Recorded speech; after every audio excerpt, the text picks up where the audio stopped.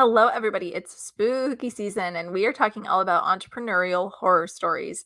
So, we're going to share with you lots of stories that we have of things that just have been kind of creepy, kind of spooky, and just really hurt about being a business owner. We're sure you're going to relate to this episode. So, let's get into it. Welcome to the Better Events Podcast. Join two event strategists, Logan Clements and Mary Davidson, who believe we can all create, host, and attend better events. In this podcast, you will learn about event strategy and actions that you can use today as an event host, planner, or manager. Hear directly from the people who are creating innovative and inspiring events today and tomorrow, and grow your business along the way. Now, let's get started, and thanks for listening to the Better Events Podcast. Hi, friends. Welcome back to another episode of the Better Events Podcast. I'm one of your co-hosts, Logan Clements, and I'm joined by fellow co-host Mary Davidson. And before we jump into our very spooky topic for this week's episode, we do want to remind you that we are still selling tickets for the Better Events Conference happening Wednesday, December 20th. Get your tickets. There's still a few days left to take advantage of our amazing early bird pricing. Want to tell you that it will not be cheaper than it is right now. So take advantage of that deal. We'd love to see you there. And thank you to the event pros who have already made the leap. You know who you are. We've been shouting you out on our Instagram.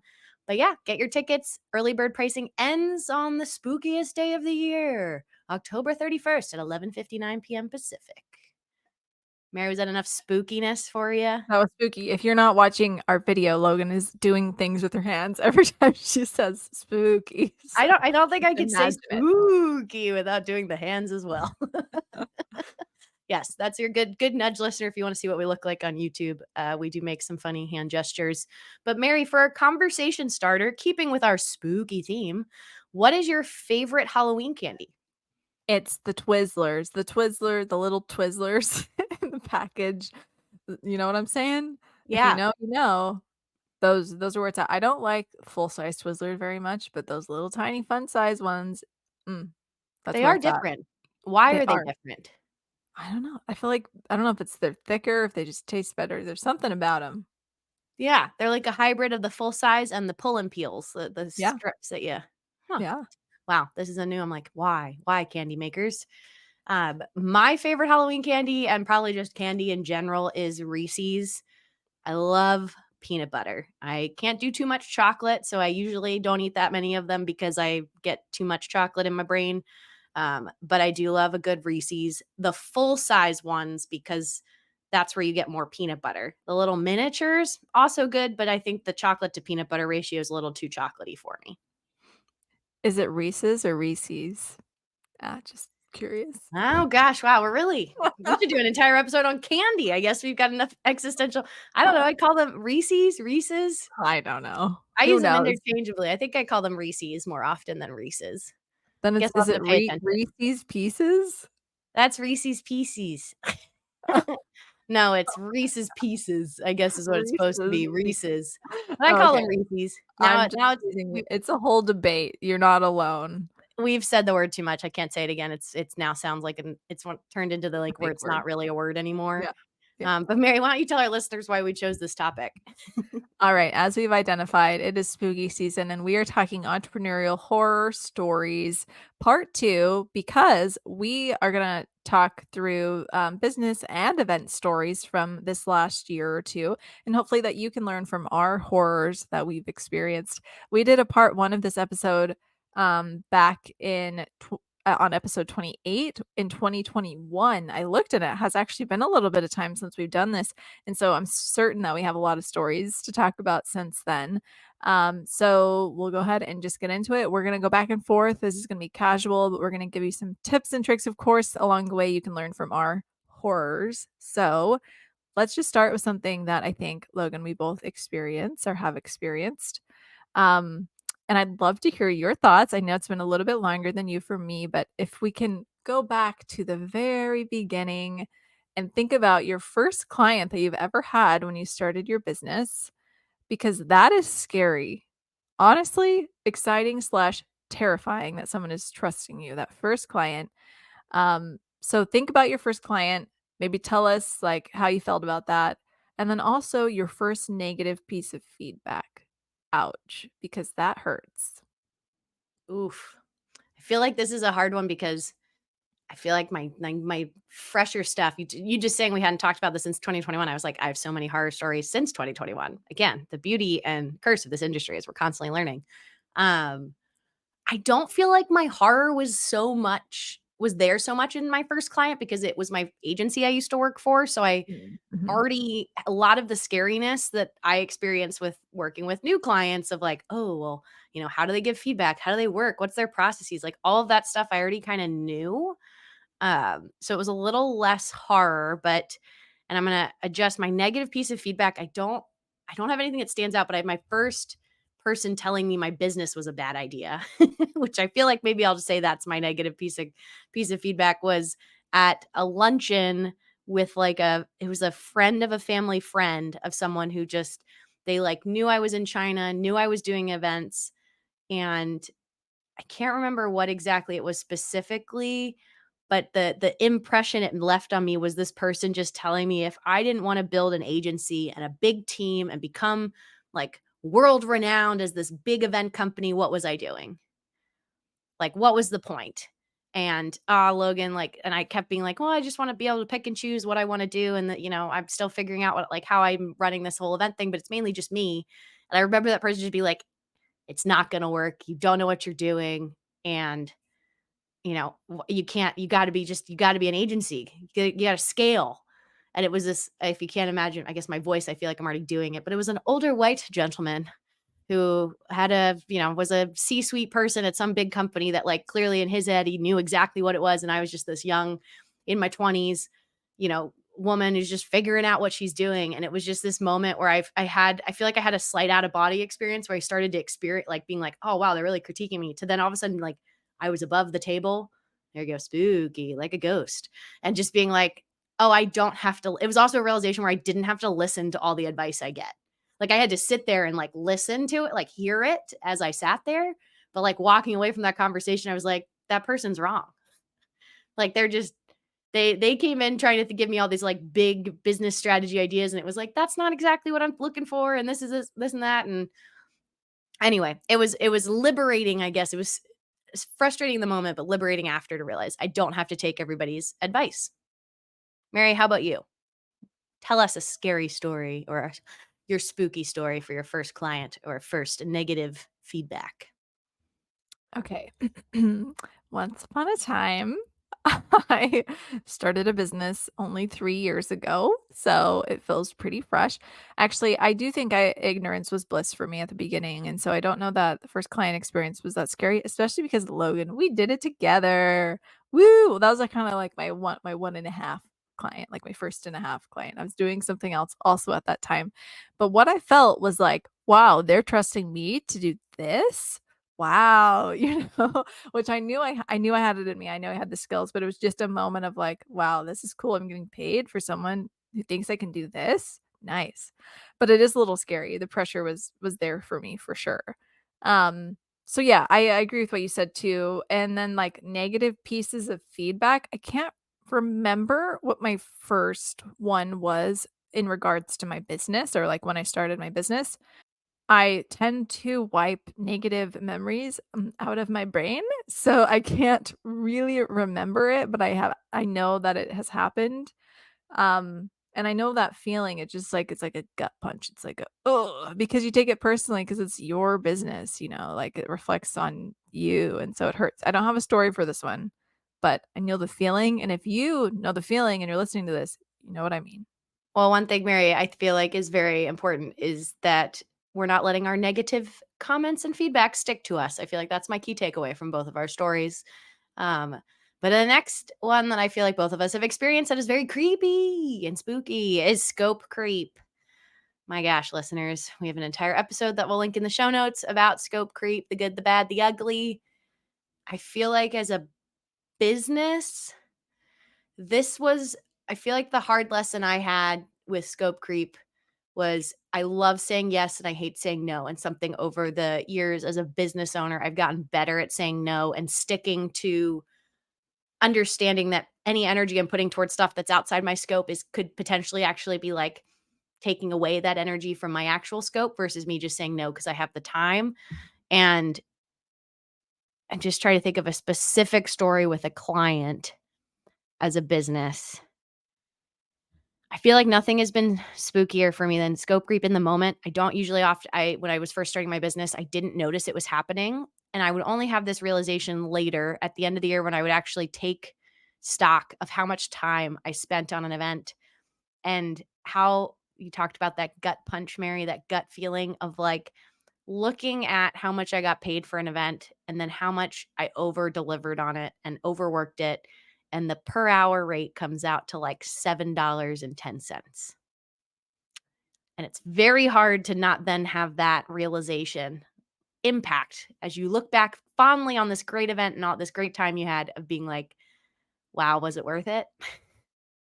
And sometimes in some of my events, it's totally worth it. And I go in eyes wide open with some of my sporting events that the rates are much lower than anything I would take at other events. And that's something I know. But I definitely feel like I have that little like person on my shoulder telling me, be careful. Be careful when you let the scope start to creep because it's really hard to reel it back in. And I think that's something I feel like you and I are both doing, Mary, this year. Have been a lot more stickler about like, this is our scope.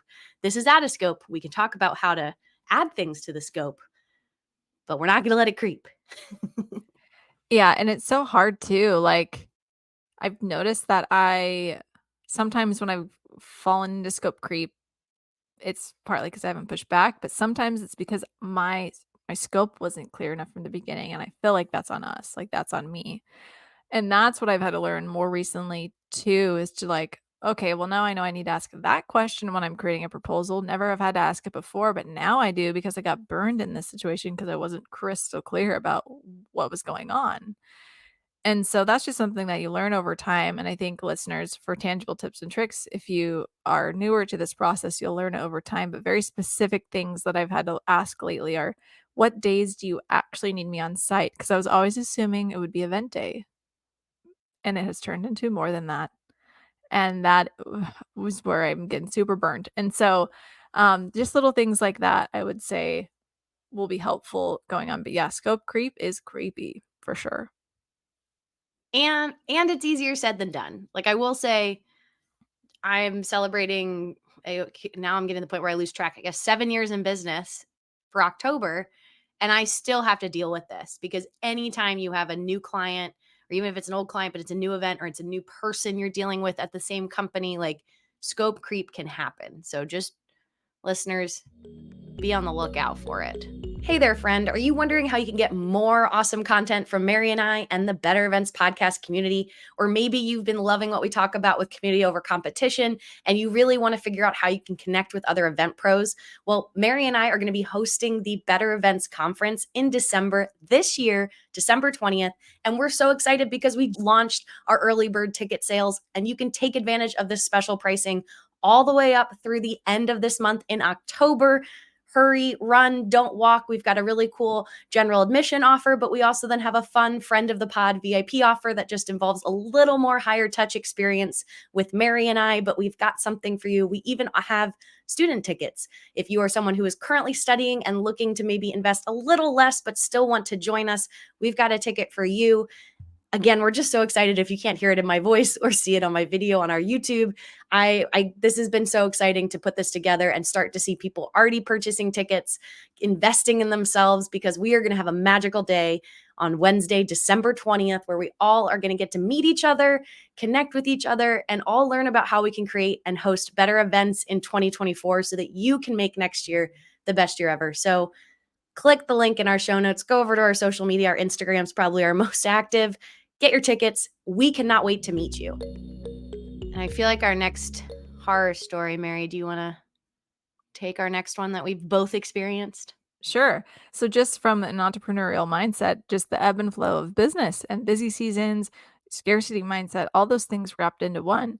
Logan, I'm not sure about you, but for me, like December, January's are like pretty slow. And so now I'm in year 3, so I'm still trying to figure out the cadence and and what happens every year. But I've started to notice, okay, every January I have this moment where I'm like, crap, what's going on this year? Do I have stuff booked? Is it like I start getting nervous? but then it always happens, it always just works out and it's going to be okay. But there is that moment of scarcity mindset, because you're trying to sustain and maintain your business. So it's terrifying to have these lulls.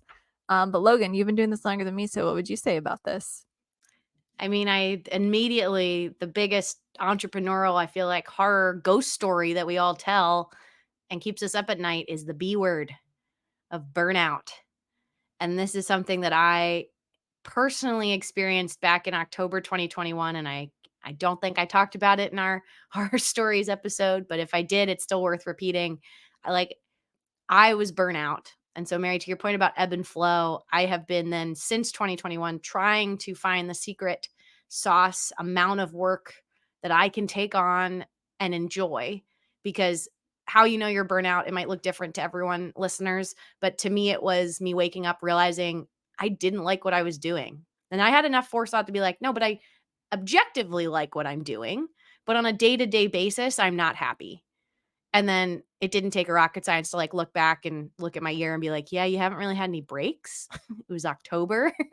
I hadn't had any breaks the whole year. And I'd put some time off for December, but December was kind of like day late and a dollar short. And I had to then just kind of muscle through the next 6 weeks. And it was not fun to experience. I didn't think it was fair to my clients. I don't know if you asked any of them that if they would notice that I was burnout. I think, Mary, you probably got to experience it because you got to deal with me on a daily basis that I wasn't feeling as inspired. You're not as creative about things. And so for me, that horror story is always in my head if I don't want to feel that way.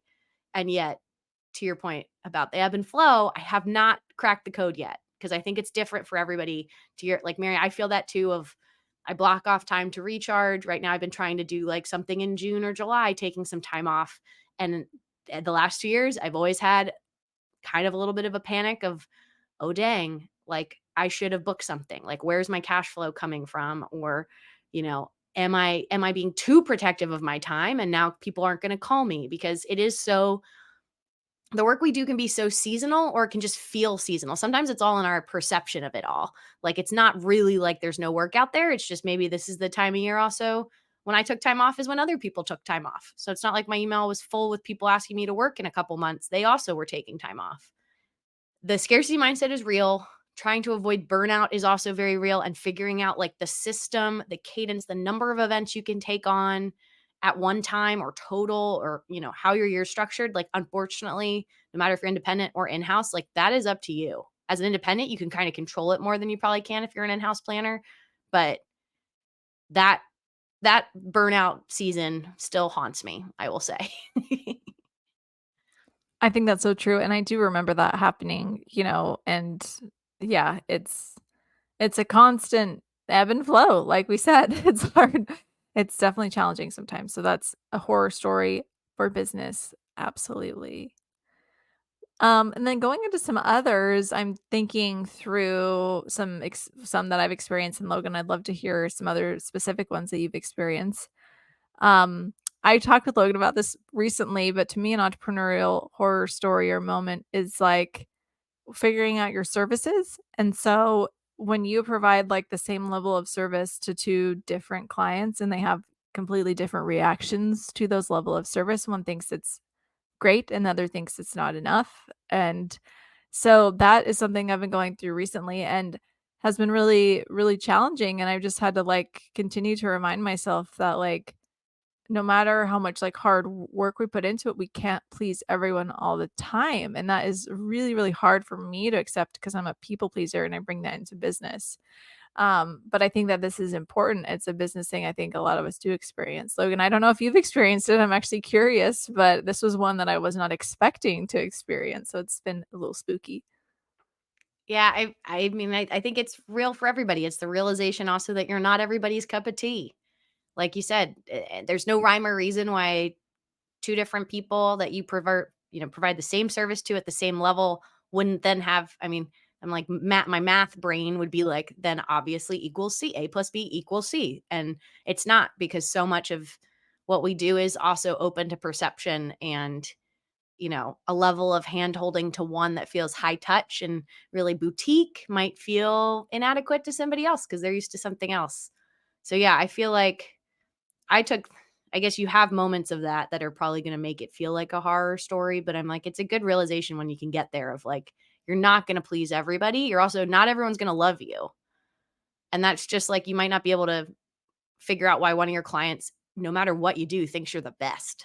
And that's a great feeling. But like, then that's like, it's like the pendulum's got to swing the other way too. Then some other people, you're going to run into some people who are just like, nope, that's not for me. Just like I've met other planners that I go, that's not my style. That's not means they're a bad planner. They're just not, that's not how I do things. And we both could achieve the same result, but just in very different methods.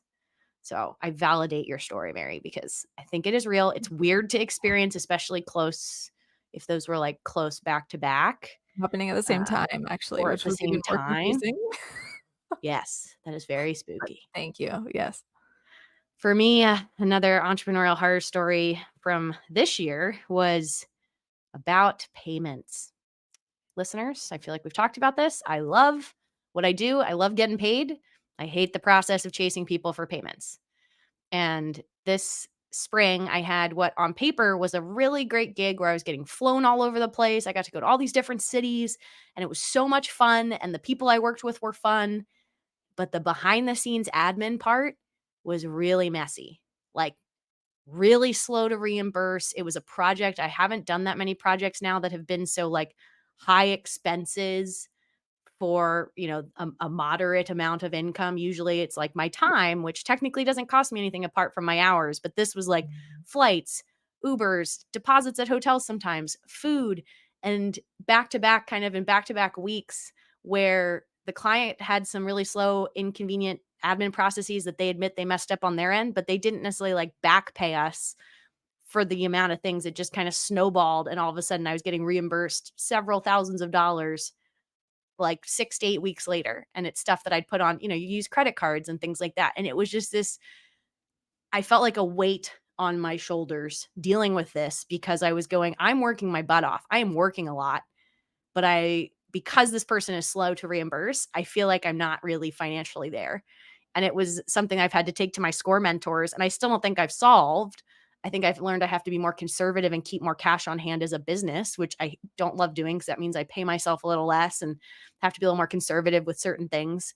But it was just this, like, there was no solve for me apart from either don't work with that client again. Or like save more money, have more money in my business next time I want to work with them. Or option 3 that I've started to do with some people is just be very explicit about late fees, because so many clients come to me and I sign their contract and their contract never does. It says, hey, we'll pay you in 30 days, but it usually doesn't have if we don't do that, here's what happens. And so I've started to have an addendum or an add-on that I will put with my contract or their contract that I now make them initial. I put an initial now in my DocuSign that they have to initial next to my late payment terms because it was such a big issue that I'm so happy I was only one person, but I did get myself in a situation where I was short on cash to pay my contractors for a different event because then that person was late for something. And I ended up like tapping into some reserves I have for how I pay my taxes just to pay people because I was like, I don't want to continue the problem where someone's late paying me. Now I'm late paying my people. Like, you can't be late with rent. And eventually, I got caught up on people paid me back and all this stuff, and it was fine. But in the moment as a business owner, it was like 2 months of sweating about something that I don't enjoy having to worry about, nor was it something necessarily in my control. And I feel like nothing embodies more of a horror story than that. Honestly, yes. I loved the story, but I didn't love it, if you know what I mean. Like, I appreciate you sharing that for sure. I'm feeling lots of spooky feelings inside. I don't know about you. But we have a few minutes left and we can share maybe just a couple more. For me, from the entrepreneurial, mindset again, is having a team. So having an employee is some things that maybe you listening to this are dealing with or looking for as well. And it is scary to commit to provide for your employees. And sometimes that has to happen without having like a full year of business booked, right? So sometimes it's a little bit of a leap of faith, assuming that things are projected to go as they have been, right? That's certainly the hope, but, like, what if they don't? That's just a little scary because we gotta provide for somebody else. But it's a risk, for me, that's absolutely worth taking, and I'm happy to do it, but it's spooky. So I think I can't not say something about that in this conversation. So very spooky. So spooky. I have not, tried that at all, but I It's commend you, quite Mary, spooky. for going under the endeavor. Yeah, for me, another one I think is just, I mean, it's an event context is when I'm thinking of this example, but um, I feel like a horror story for me is just anytime I've done something wrong or something goes wrong in an event and it was my fault. Now, this doesn't happen that often, tooting my own horn here, but yeah, hopefully this thing doesn't happen to you that often. But when it does, boy, it hurts a lot. And the most recent example I'm having come to mind has where something went out. Where was I? I sent somebody out. I was working one of my sporting events and I sent one athlete out before the other. And in our flow, it's usually very important for the order that people get sent out in because we have specific graphics that go on the screen. Certain things happen. Like it's not just oh, person A versus person B. Anyway, I sent them wrong. I sent them in the flip-flopped order and we had plenty of time. We'd had like 10 minutes where I could have put them in the right order and I just forgot. And in the moment, they send them in the wrong order. They go out there and immediately my producer on headset is going, "Why are they in the wrong order?" And I can just feel my stomach, like my heart went to my butt. And I was like, "Oh my God." And I'm like sitting there like, I had time. And I just literally, she asked it one more time, real quick, was just, why are they in the wrong order? Why are they in the wrong order? And I just said, "Hey, it's Logan. I messed it up. I put them in the wrong order. I'm sorry. Won't do it again." And it was like, it diffused it. She moved forward. It was a blip in the larger multi-week event that we were doing. No one remembers it except I do because it was a moment where I could feel all of my blood rush from my face. But it was also a moment where if I'd said nothing, or odd, or kind of tried to make an excuse of some form, I think it could have turned into something bigger versus it was a genuine mistake where I just put them in the wrong order and the world didn't end. Nothing was wrong, in that kind of scale of it. But it was just one of those where I like took that in the moment. I was like, "Good job, Logan. You just owned it. Just own that you made a mistake. You owned it." And it was okay. And one of the people I was working with came up later, they're like, "You're fine." Cause I was like, later in the day, I was still thinking about it, being like, "I can't believe I messed up one of the 10 things I was doing today." And they're like, "No, what? You've done 9 correct since then. You're fine." And I was like, "Okay, but still, I still think of it." And that's something I'm working on personally, is to still let it go. But just admit when you're wrong. Or if you make the mistake, admit it and start problem solving and figuring out what you do later. I think I double checked the people's order all day, like 5 times then just to make up for it. But yeah, I hate it when things go wrong and it's your fault. My stomach dropped for you. I was like, "Oh, ouch." Yeah. You know that That's feeling. the kind of I don't stuff know that where any keeps of the me up blood at is in night. my body. It's all in my feet. Yeah. Oh my gosh. That is a horror story, certainly. And we have so many more that we could share, but we are almost at our time for today. So, listeners, reach out to us. Tell us what your entrepreneurial or event horror stories are. Let us know that we're not alone. And yes, please let us know. And we hope you have a wonderful spooky season. Logan now has our bonus tip for today. My bonus tip is about travel. Thank you, Mary, for some inspiration for me because I've been on the road a bunch this fall. But one of my favorite hacks or one of the things you might know about me, I love snacks. If I've got my snacks, I'm usually happy. And so some of my events have been international where I might be picking up, I don't know what I'm going to get while I'm there, maybe some gifts for friends, or I might be getting the uniform I'm wearing for the event. And my hack is if you pack snacks for the trip, like to eat once you're there, you then will have space in your suitcase coming back for whatever you've acquired while you've been there. It sounds simple, but Mary's mind is blown. I've said this to a couple people and they are crazy. And I did that for this trip that I have to Chile this fall. I'm there for 6 weeks. I packed a large portion of my suitcase and when I say snacks, it can be everything from like your favorite candy to I do like liquid IV for hydration. I mean, anything, just consumables. And then it gives you space for your dirty clothes or souvenirs or things you're going to get for work on the way back. Pack your snacks. What a great tip. Now, pack your snacks and eat your snacks because sometimes I don't eat them and then I still have to bring them back. And then that's just a whole thing. So, eat your Don't do snacks. that. Yeah. Eat them or gift them to somebody. Yes, absolutely. Great bonus tip. Thank you so much, Logan. And thank you, everybody, for listening to another episode of the Better Events Podcast. We are excited to see you next week. But in the meantime, you can follow us on Instagram, Facebook, and Twitter, and LinkedIn at Better Events Pod. You can email us at bettereventspod@gmail.com. Visit our website at bettereventspod.com. And be sure to do that. Check out more about the conference. And then you can also connect with us on LinkedIn directly as well. And thank you for listening. We will be back with you again next Wednesday.